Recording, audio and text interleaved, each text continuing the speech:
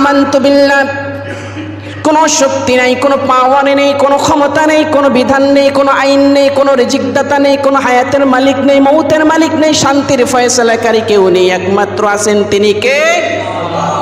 আমানতু বিল্লাহ, তার প্রতি বিশ্বাস স্থাপন করলাম। সমস্ত প্রশংসা একমাত্র কার জন্যে? হায়াতের মালিককে, মৌতের মালিককে, রিজিকের মালিককে, সমস্ত শক্তির মালিককে, বাসানকে, মারেনকে, শান্তির ফয়সালা কে করেন, সুস্থতার নিয়ামতকে দেন, অসুস্থতা দিয়ে পরীক্ষা কে করেন? সমস্ত প্রশংসা তার। এজন্য আমরা জবান থেকে কালিমাতুশ শুকর আদায় করছি, মহব্বতের সাথে বলছি আলহামদুলিল্লাহ। দুনিয়াতে মুমিন হিসাবে, ইমানদার হিসাবে নিজেকে প্রমাণ করতে হলে কিছু গুণ থাকা লাগবে। আল্লাহ পাক আমাদেরকে ঈমান নামক দৌলত দান করেছেন। আমরা দরখাস্ত করেছি না আল্লাহ দিছেন? কোনোদিন দরখাস্ত করেছি আল্লাহ আপনি আমাকে ঈমান নামক দৌলত দিয়ে দুনিয়াতে পাঠাইয়েন? বলছি? আল্লাহ আখিরি জামানের নবী মুহাম্মদ রাসূলুল্লাহ সাল্লাল্লাহু আলাইহি ওয়াসাল্লামের উম্মত করে পাঠাইয়েন, এই দরখাস্ত করেছি? যে দরখাস্ত অনেক নবী রাসূলরাও করেছেন, কিন্তু বিনা দরখাস্তে তিনি আমাদের প্রার্থনা মঞ্জুর করলেন। তিনি কে? তো ঈমান এটি সব থেকে গুরুত্বপূর্ণ নিয়ামত। আমি 4টা গুণের কথা বলছিলাম। মুমিন হিসাবে নিজেকে যদি প্রমাণ করতে চাই, এর মধ্যে একটি গুণ হচ্ছে ঈমান। একটি গুণ কি?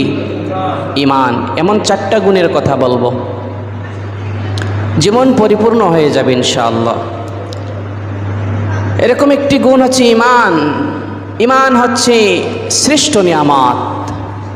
পৃথিবীর সমস্ত কিছু একজন মানুষ পাইল, কিন্তু ঈমান পাইল না, তার হায়াতের কোনো দাম আল্লাহর কাছে। ওই মানুষটা কিয়ামতের ময়দানে এই বিশাল পৃথিবীর সমপরিমাণ সম্পদ নিয়েও যদি হাজির হয়ে যায়, ঈমান না থাকার কারণে আল্লাহ পাক তার কোনো ফয়সালা করবেন না। একজন গরিব মানুষ, কিচ্ছু নাই, কষ্ট করে দুনিয়াতে জিন্দেগি বছর করেছে, কিন্তু ঈমান মজবুত ছিল। তার হয়তো এমন টাকা ছিল না, গাড়ি ছিল না, বাড়ি ছিল না, কিচ্ছু ছিল না, শুধু ঈমান ছিল। আল্লাহ পাক এই ঈমানের মর্যাদার খাতিরে তাকে এমন পুরস্কার দিবেন, এমন সম্মান দিবেন। ওয়ালাদাইনা মাজিদ, আল্লাহ বলছেন যে আমার কাছে আরো এমন কিছু আছে যাহা কোনোদিন বান্দা তোমরা চোখেও দেখো নাই, অন্তরেও কল্পনা করো নাই। সুবহানাল্লাহ। তো ঈমান এটি গুরুত্বপূর্ণ বিষয়। তো ঈমান এটি আল্লাহ পাকের পক্ষ থেকে শ্রেষ্ঠ নিয়ামত।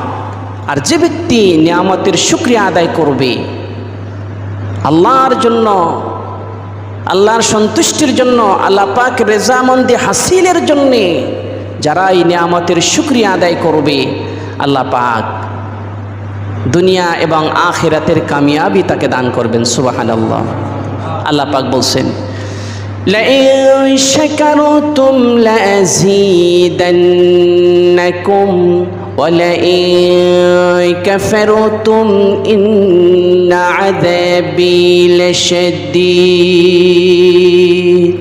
আল্লাহ পাক বলছেন বান্দা যদি আমার শুকরিয়া আদায় করো, আমি আল্লাহ পাক তোমার নিয়ামত বাড়াইয়া দেব, আর যদি না শুকরি করো, আমি আল্লাহ পাক নিয়ামত ছিনাইয়া নেব, আবার কঠিন আযাবে তোমাকে পাকড়াও করব। আল্লাহ পাক ছাড় দেন কিন্তু ছেড়ে দেন না। আল্লাহর মায়ের, দুনিয়ার মায়ের, দুনিয়াতে শক্তি আছে, সামর্থ্য আছে, রক্তের গরম আছে, টাকা পয়সার, অর্থবিত্ত, শান শওকত, কত কিছু আছে। এত কিছু নিয়ে কত কিছু করতে পারি, কিন্তু যখনই আমাদের দুনিয়ার হায়াত স্টপ হয়ে আখিরাতের হায়াত দিয়ে যখন আমাদের মূল জিন্দেগি শুরু হয়ে যাবে, তখন যাররা পরিমাণও কোনো ফয়সালা আর হবে না। আল্লাহ পাক আমাদেরকে ঈমান দিয়েছেন আমাদেরকে সম্মান দেওয়ার জন্য, ঠিক কিনা? কিন্তু ঈমানকে তো সংরক্ষণ করতে হবে, ঈমানের পিছনে মেহনত দিতে হবে। ঈমানের কয়েকটি স্তর আছে। ঈমানে মুফাসসাল আমরা পড়ি না, ঈমানে মুফাসসাল পড়েন, আমানতু বিল্লাহি ওয়া মালাইকাতিহি ওয়া কুতুবিহি ওয়া রুসুলিহি ওয়াল ইয়াউমিল আখিরি ওয়াল কদরি খায়রিহি ওয়া শাররিহি মিনাল্লাহি তাআলা ওয়াল বা'সি বা'দাল মাউত। এই যে আমরা সাক্ষ্যগুলো দিলাম, এখানে বাংলাতে কি বললাম? আল্লাহর কাছে, আল্লাহর সাথে কি কথোপকথন আমাদের হলো? আমানতু বিল্লাহ, দুনিয়ার সমস্ত দিক থেকে মুখ ফেরায় নিয়া একমাত্র কেবলমাত্র শুধুমাত্র আল্লাহ পাক রব্বুল আলামিনের কাছে বিশ্বাস স্থাপন করলাম। সুবহানাল্লাহ। আর কোনো দিকে আমার ঈমান নাই। আমার সন্তান, আমার অর্থ, আমার ক্ষমতা, আমার যা কিছু আছে সমস্ত দিক থেকে মুখ ফিরাইয়া নিয়া একমাত্র আল্লাহর কাছে আমি আত্মসমর্পণ করলাম। আমানতু বিল্লাহ। যখন আমরা নামাজের মধ্যে দাঁড়িয়ে যাই, একটি দোয়া পড়ি, আল্লাহ রাব্বুল আলামিন কুরআনুল কারীমে দোয়াটি সেট করে দিলেন। আল্লাহ পাক বলেন, ইন্নী ওয়াজ্জাহতু ওয়াজহিয়া লিল্লাযী ফাতারাস সামাওয়াতি ওয়াল আরদ হানিফান ওয়া মা আনা মিনাল মুশরিকিন।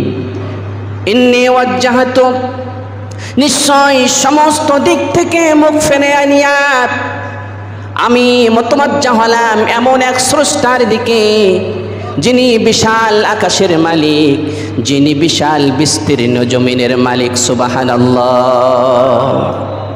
আমানতু বিল্লাহ। কোনো মাখলুকের দিকে আমার ঈমান যেন না যায়, আমার বিশ্বাস যেন না যায়। একটু আগে বলছিলাম, হায়াত থেকে শুরু করে মৌত পর্যন্ত সমস্ত শক্তির মালিক একমাত্র তিনি কে? আল্লাহ। আল্লাহ যা চান তাই হবে। সাহাবারা সর্বপ্রথম ঈমান শিখেছেন মুহাম্মদ রাসূলুল্লাহ সাল্লাল্লাহু আলাইহি ওয়াসাল্লামের কাছে। ঈমান যদি বিশুদ্ধ হয়ে যায়, তার প্রত্যেকটা কাজ আরশে আজিম পর্যন্ত পৌঁছে যায়। সুবহানাল্লাহ। আর ঈমান যদি দূষিত হয়ে যায়, কোনো আমল, কোনো কাজ আসমানে ওঠে না, সমস্ত কিছু বরবাদ হয়ে যায়। ঈমান, আখলিস দীনাকা ইয়াকফিকাল আমালুল কলিল। মুহাম্মদ সাল্লাল্লাহু আলাইহি ওয়াসাল্লাম বললেন, ঈমান যদি পরিশুদ্ধ হয়ে যায়, আমার উম্মত অল্প আমলও যদি করো, আল্লাহ পাক সেটাই তোমার জান্নাতে যাওয়ার জন্য যথেষ্ট করে দিবেন। সুবহানাল্লাহ। এই জন্য ঈমান খুব গুরুত্বপূর্ণ একটি বিষয়। ঈমান, আল্লাহ রাব্বুল আলামিন কুরআনুল কারীমে বলেন, ইন্নাল্লাযীনা আমানু ওয়া আমিলুস সালিহাতি কানাত লাহুম জান্নাতুল ফিরদাউসি নুজুলা। আল্লাহ রাব্বুল আলামিন বলেন, নিশ্চয় যারা ঈমান আনবে এবং নেক আমল করবে, আল্লাহ রাব্বুল আলামিন তাকে জান্নাতুল ফিরদাউসের মেহমান বানায়া দিবেন। সুবহানাল্লাহ। ঈমান যারা আনবে আর নেক কাজ যারা করবে, জান্নাতুল ফিরদাউসের মেহমান আল্লাহ তাকে বানায়া দিবেন। সুবহানাল্লাহ। ছোটখাটো কথা না, জান্নাতুল ফিরদাউস এটি সাধারণ বিষয় নয়, এটি সর্বোচ্চ সম্মান। আখিরাতের যে সম্মানগুলো রয়েছে, সর্বোচ্চ সম্মানের মালিক তিনি হবেন, যাকে আল্লাহ পাক জান্নাতুল ফিরদাউসের মালিক বানিয়ে দিবেন। আল্লাহ বলছেন, ইমানদার, আমি তোমাকে জান্নাতুল ফিরদাউসের মেহমান বানিয়ে দেব যদি তুমি সত্যিকার ঈমান এবং নেক আমলের মেহনত নিয়ে কবরে আসতে পারো। এজন্য আমানতু বিল্লাহ, সর্বপ্রথম কথা হচ্ছে আল্লাহর প্রতি বিশ্বাস স্থাপন করলাম। আসমান বানার ক্ষেত্রে, জমিন বানানোর ক্ষেত্রে, চন্দ্র সূর্য গ্রহ নক্ষত্র সমস্ত কিছু বানানোর ক্ষেত্রে এক এবং অদ্বিতীয় স্রষ্টা যিনি, তার নাম আল্লাহ। ইব্রাহিম আলাইহিস সালাম যখন নমরুদকে দাওয়াত দিলেন, আপনি এমন এক স্রষ্টার প্রতি ঈমান আনুন যিনি হায়াতের মালিক, মৌতের মালিক। এবার নমরুদ বলছে, আমিও তো হায়াত দিতে পারি, মৌত দিতে পারি। কোরআনুল কারিমে এভাবে বর্ণনা এসেছে, আমিও তো হায়াত দিতে পারি, আমিও তো মৌত দিতে পারি। ইব্রাহিম বললেন, কিভাবে পারেন? নমরুদ বলল, কারাগারের দারোয়ান, দুজন কয়েদিকে আমার সামনে নিয়ে আসো। দুজন কয়েদিকে নিয়ে আসা হলো। একজন কয়েদিকে শিরচ্ছেদ করা হলো, আর একজন কয়েদিকে খালাস দেওয়া হলো, জামিন দেওয়া হলো। নমরুদ বললেন, দেখুন ইব্রাহিম, তুমি কার কথা বলো? হায়াতের মালিক আমি, মৌতের মালিক আমি। আমার নির্দেশে একজনের প্রাণ নিয়ে নিলাম, আবার আমার নির্দেশে একজনকে বাঁচাইয়া দিলাম। একজনের মৃত্যু হলো, আরেকজন জীবন দিয়ে দিলাম। ইব্রাহিম আলাইহিস সালাম তখন বললেন, আমার রব, আমার আল্লাহ যিনি পূর্ব দিক থেকে সূর্য ওঠান, আপনি যদি সত্যি নিজেকে রব বলে দাবি করেন, ওই সূর্য আপনি পশ্চিম দিক থেকে পারলে উঠাইয়া দেখান। ফাতি বিহা মিনাল মাগরিব, আপনি পারলেন মাগরিব থেকে উঠাইয়া দেখান, পশ্চিম থেকে উঠাইয়া দেখান। ফাবুহিতাল্লাযী কাফার, নমরুদের সমস্ত দম্ভ, সমস্ত অহংকার চূর্ণ বিচূর্ণ হয়ে মাটির সাথে মিশে গেল। রবের সাথে বেঈমানি করার ফল ভালো হয়। সুতরাং আমানতু বিল্লাহ, কোনো শক্তি নাই, কোনো পাওয়ার নেই, কোনো ক্ষমতা নেই, কোনো বিধান নেই, কোনো আইন নেই, কোনো রিজিকদাতা নেই, কোনো হায়াতের মালিক নেই, মৌতের মালিক নেই, শান্তির ফয়সালাকারী কেউ নেই, একমাত্র আছেন তিনি কে? আমানতু বিল্লাহ, তার প্রতি বিশ্বাস স্থাপন করলাম।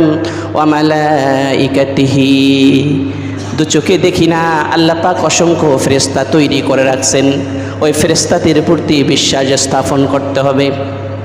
এই জন্য রচনা করছি, মুভমেন্ট করছি, সারা রাত ঘুমাই। আপনি সারা 24 ঘন্টা আল্লাহর নাফরমানি করেন, যখন ঘুমাইতে যান আল্লাহ পাক রব্বুল আলামিন বিষাক্ত পোকা আপনার নাকের ছিদ্র দিয়ে ঢুকাইয়া আপনাকে কষ্ট দিতে পারেন কিনা? এমনকি আপনার মৃত্যু পর্যন্ত হয়ে যেতে পারে।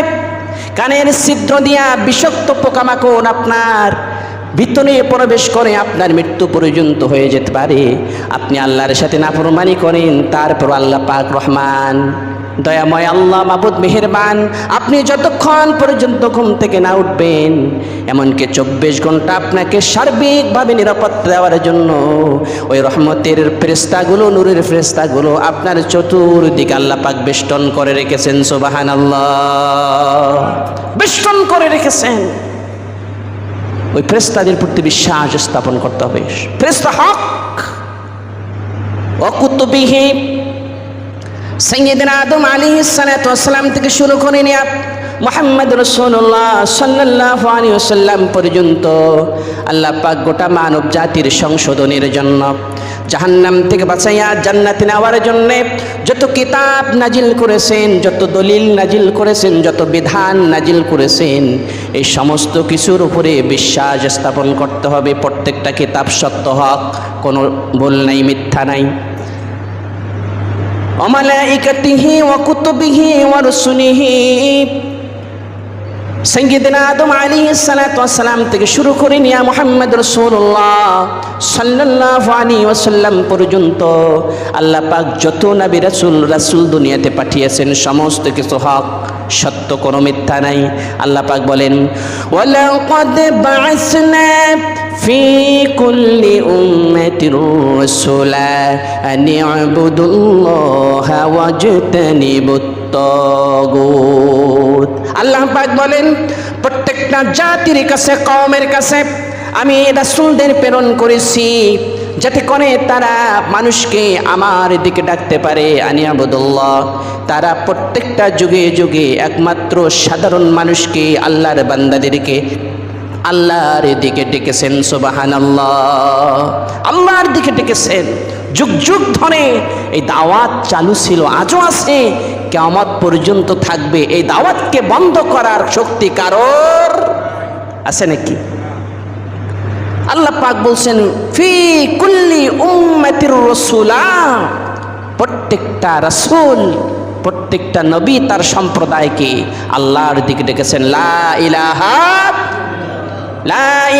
ইল্লাল্লাহ আদামু সফিউল্লাহ, লা ইলাহা ইল্লাল্লাহ নূহু নবিয়ুল্লাহ, লা ইলাহা ইল্লাল্লাহ ইব্রাহিমু খলিলুল্লাহ, লা ইলাহা ইল্লাল্লাহ মূসা কালিমুল্লাহ, লা ইলাহা ইল্লাল্লাহ ঈসা রূহুল্লাহ, লা ইলাহা ইল্লাল্লাহ ইসমাঈল যাবিহুল্লাহ। এমন করে প্রত্যেকটা নবী রাসূল এসে আল্লাহর দিকে ডেকেছেন। ওয়াজতানিবুত তাগুত, এবং সমকালীন সমস্ত মানুষকে তারা তাগুত থেকে বিরত থাকার কথা বলেছেন। তোমরা তাগুত থেকে নিজেকে বিরত রাখো। তাগুত কাকে বলে? তাগুত এমন শক্তি যারা নিজেরাও ইসলাম মানে না, আর একজনকে ইসলাম মানতে দেয় না। তাগুত এমন শক্তি নিজেও কোরআন মানে না, আর একজনকেও কোরআন মানতে দেয় না। নিজেও একামতের দিনের তামান্না রাখে না, আর একজনকেও একামতের দিনের তামান্না রাখতে দেয় না। তাগুত হচ্ছে তারা। এজন্য প্রত্যেকটা নবী রাসূল আসছেন, আল্লাহর দিকে ডেকেছেন। সর্বপ্রথম লা ইলাহা ইল্লাল্লাহ, লা ইলাহা ইল্লাল্লাহ, প্রথম এই কথা বলেছেন। তারপরে তাগুত থেকে তারা মানুষকে বিরত রাখছেন, বিরত থাকার কথা বলেছেন। ওয়াল ইয়াউমিল আখির, গুরুত্বপূর্ণ আরেকটি বিষয় হচ্ছে আখিরাতের প্রতি ঈমান।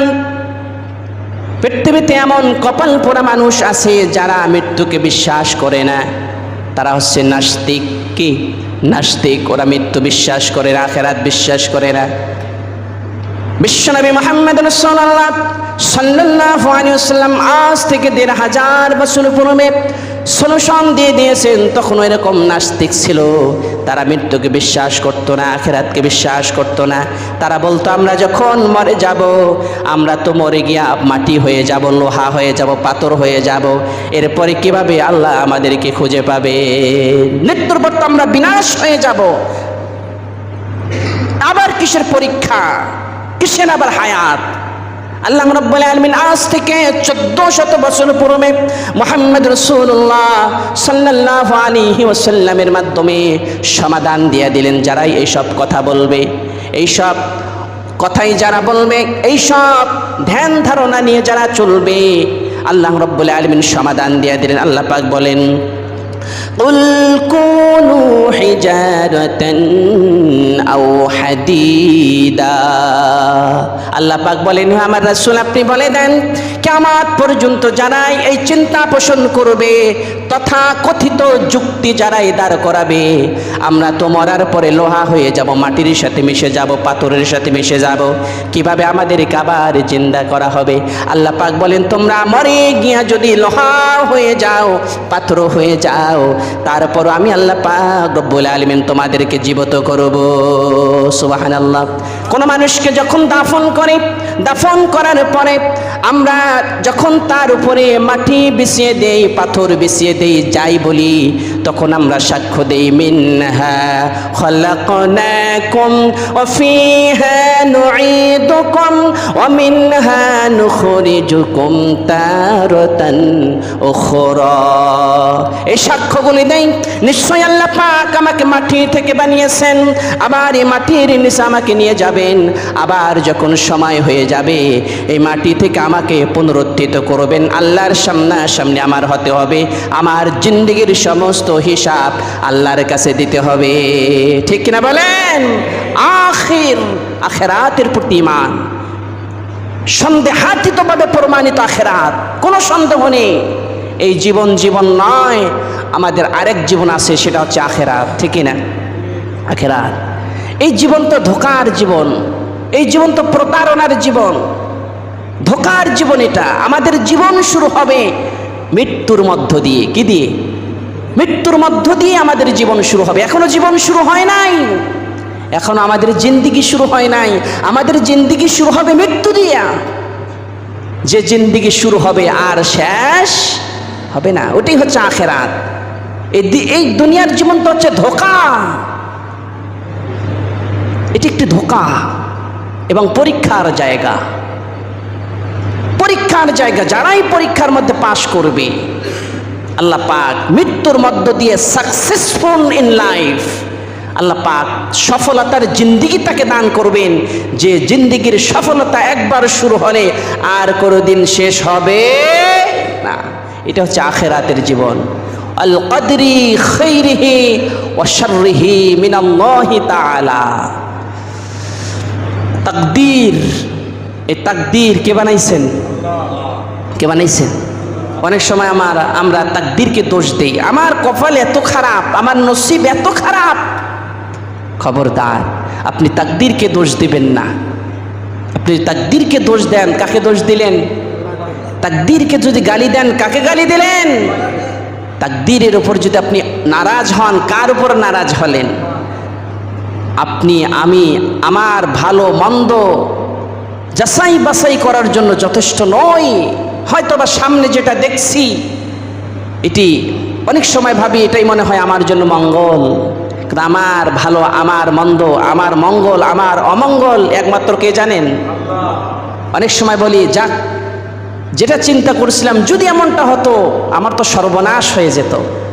চিন্তা করি একটা, হয় আরেকটা। আপনার জীবন আপনার মাধ্যমে পরিচালিত হয় না, আপনার পুরা জিন্দিগি পরিচালিত হয় কার ইশারায়?